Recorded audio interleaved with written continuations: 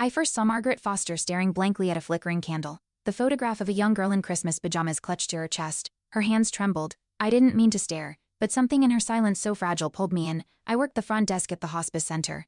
I wasn't supposed to interfere, but I couldn't walk past grief like that. Not when her pain mirrored my own. Not when that photo looked so much like Isabella. Margaret returned the next day, the same photo in hand. She loved Christmas, she whispered, her voice cracking.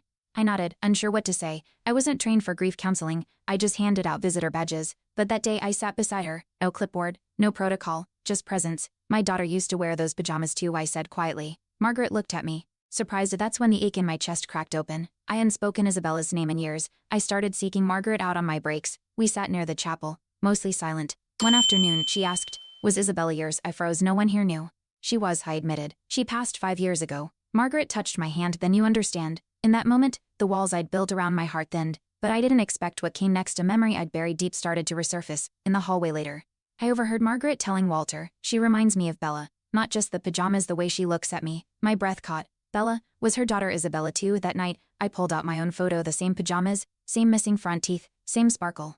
Could grief play tricks, or was this more than coincidence? I had to ask. But part of me didn't want the answer. I brought the photo to work, heart pounding. Margaret gasped when she saw it. "That's Bella," she whispered, hand trembling. "But this is my Isabella."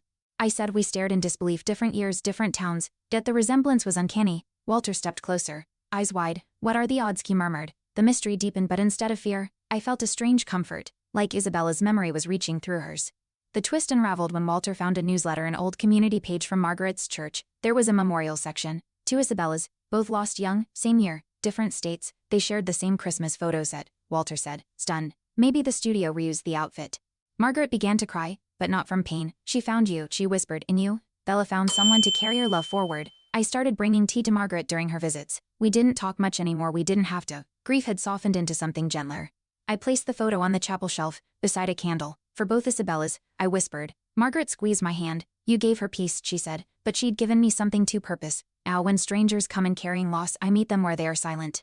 Heavy, raw. I don't speak unless they do. I just stay, like someone once did for me." The photo stays on the shelf, unchanged, but every time I pass, I smile. 2 Isabellas, one memory, and a piece neither of us expected.